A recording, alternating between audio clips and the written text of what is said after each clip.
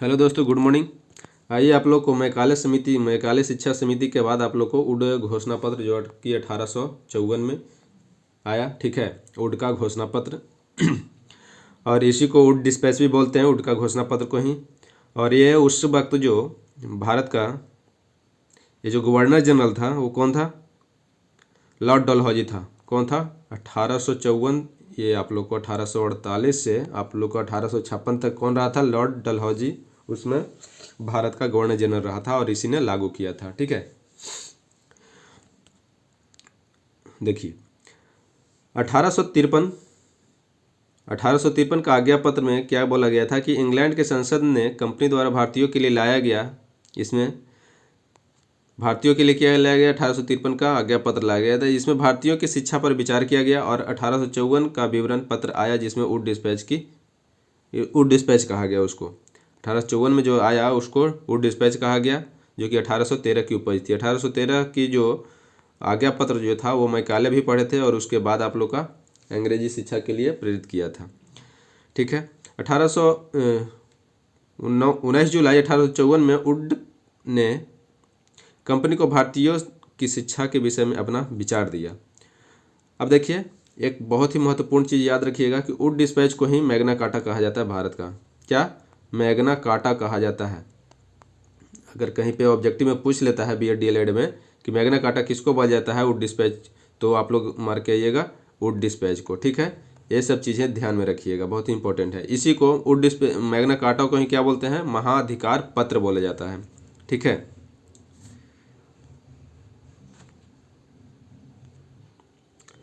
यह महाधिकार पत्र भारतीयों की शिक्षा के लिए उत्तरदायित्व का निर्धारण करता है। यह उत्तरदायित्व ईस्ट इंडिया कंपनी को दिया गया। किसको दिया गया? ईस्ट इंडिया कंपनी को दिया गया। ईस्ट इंडिया कंपनी इंडिया में कब आया? आप लोग मतलब कि कमेंट बॉक्स में बताइएगा। जितने भी कार्य हम भारतीयों के लिए उचित मानते हैं उसे सर्वाधिक महत्वपूर्ण कार्य भारतीयों की शिक्षा है, ठीक है। यह मतलब कि बोला गया उसको। शिक्षा का मुख्य उद्देश्य क्या था? उड ने क्या बोला था? शिक्षा का मुख्य उद्देश्य में उड ने कहा था कि हम मानसिक विकास की सहायता करके भारतीयों का नैतिक और चारित्रिक विकास करेंगे। ये कथन था आप लोग का उड का। और इन्होंने ही बोला था कि भारतीयों को शिक्षित करके हम भारत में भौतिक संसाधनों का विकास करेंगे।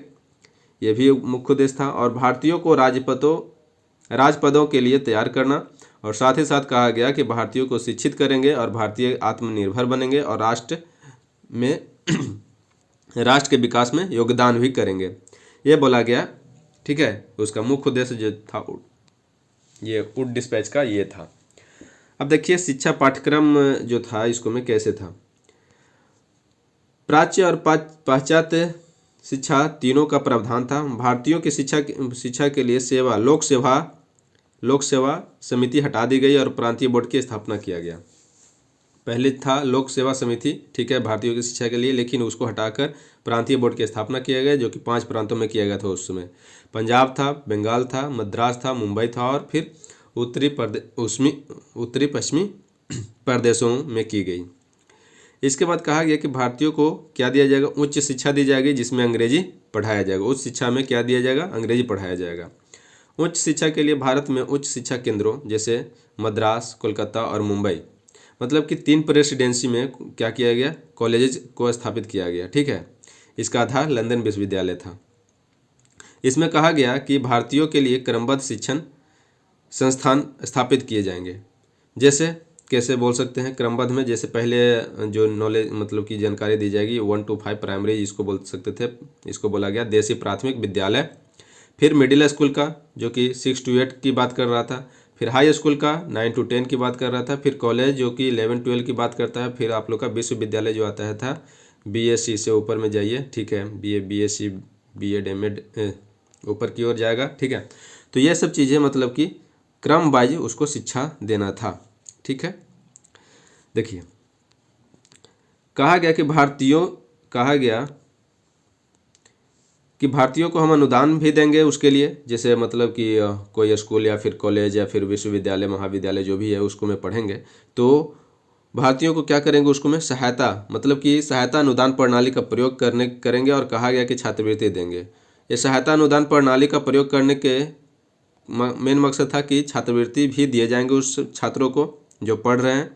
आवश्यकता की चीज़ें भी देंगे जिससे कोई विवाद ना हो। तो वुड डिस्पैच ने कहा कि अध्यापक प्रशिक्षण कार्य किया जाएगा। क्या? अध्यापक प्रशिक्षण कार्य किया जाएगा, जो कि बीएड वगैरह जो बोल सकते हैं कि जो करते हैं बीएड डीएलएड, तो ये इसमें भी ये काम किया जाएगा। ठीक है, क्या किया जाएगा? प्रशिक्षण का कार्य किया जाएगा। और प्रशिक्षण में हम अध्यापक को वेतन देंगे, कौशल का विकास करेंगे और रुचिकर बनाएंगे। ठीक है, अब प्रशिक्षण में अध्यापक को वेतन देंगे, वो तो पहले बोल के निकल गए, लेकिन आज कुछ ऐसा नहीं है कि अध्यापक को मतलब कि वेतन दिया जा रहा है या कुछ दिया जा रहा है बीएड या एमएड करने में। ठीक है, मतलब कि उसके बाद जो बनेंगे, हाँ, उसमें आप लोग को मिलेगा पेमेंट वगैरह, जो कि आप लोग सरकारी नौकरी वगैरह जो बोल सकते हैं प्राइवेट स्कूल और ये सब में जाकर ज्वाइन करेंगे। तो शिक्षा के मतलब कि प्रशिक्षण के तहत नहीं मिलेगा। व्यावसायिक शिक्षा की बात भी की गई।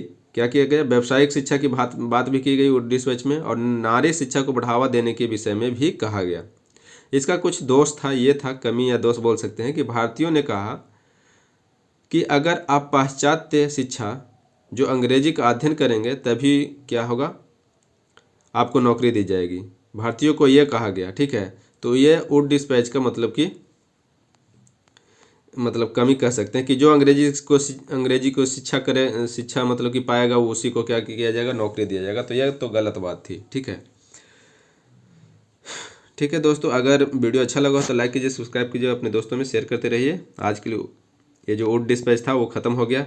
फिर नेक्स्ट दिन आप लोग को हंटर कमीशन बताएंगे। ये सब जो था सीरियल वाइज से बताया जा रहा है। ठीक है, उम्मीद करते हैं आप लोग को समझ में आ रहा होगा। मिलते हैं फिर नेक्स्ट वीडियो में, तब तक के लिए धन्यवाद।